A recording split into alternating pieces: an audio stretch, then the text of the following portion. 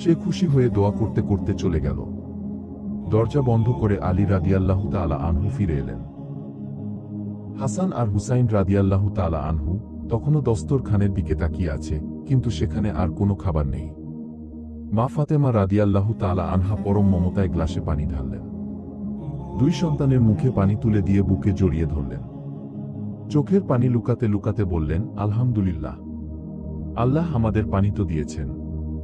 সেদিন ঘরের কেউ কোনো খাবার খেতে পারল না, কেবল পানি পান করে ক্ষুধার্ত পেটে তারা আল্লাহর শুকরিয়া আদায় করলেন।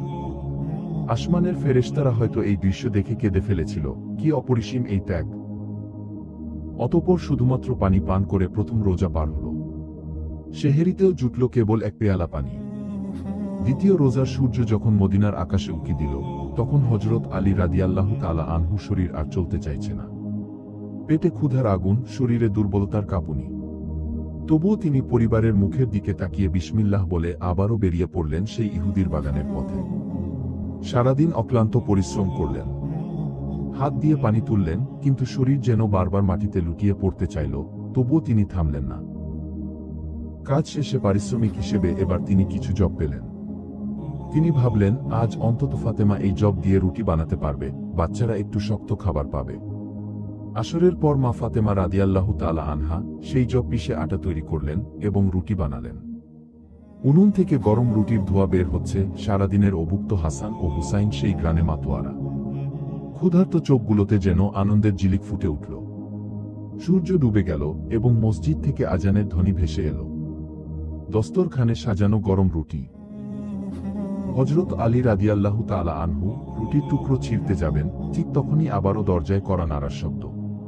দরজার উপাস থেকে একটি ক্ষুধার্ত শিশুর করুণ আর্তনাদ ভেসে এলো, ওহে নবীর পরিবার, আমি এক বাবা মা হারা এতিম, আমার কেউ নেই। ক্ষুধার জ্বালায় আমি হাঁটতে পারছি না। আপনারা কি আমাকে একটু খাবার দেবেন? আল্লাহ আপনাদেরকে এতিমদের বন্ধু হিসেবে কবুল করবেন। এতিম শব্দটি শোনা মাত্রই ফাতেমা রাদিয়াল্লাহু তাআলা আনহার বুক কেঁপে উঠল। তিনি তো জানেন তার বাবা বিশ্ব নবী রাসূল সাল্লাল্লাহু আলাইহিস সালাম নিজেও এতিম ছিলেন এবং তিনি এতিমদের কতটা ভালোবাসতেন। তিনি আলী রাদিয়াল্লাহু তাআলা আনহুর দিকে তাকালেন।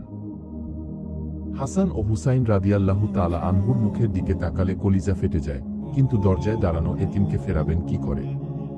হযরত আলী রাদিয়াল্লাহু তাআলা আনহু দীর্ঘশ্বাস ফেলে বললেন, ফাতেমা, আমাদের বাচ্চারা তো মা বাবার আশ্রয়ে আছে, কিন্তু ওই এতিম শিশুটির তো কেউ নেই। এই খাবার ওর বেশি প্রয়োজন। হযরত ফাতেমা রাদিয়াল্লাহু তাআলা আনহা বিনা বাক্যে চোখের পানি মুছে সেই গরম রুটিগুলো তুলে নিলেন। আলী রাদিয়াল্লাহু তাআলা আনহু দরজায় গিয়ে এতিম শিশুটির হাতে সব খাবার তুলে দিলেন।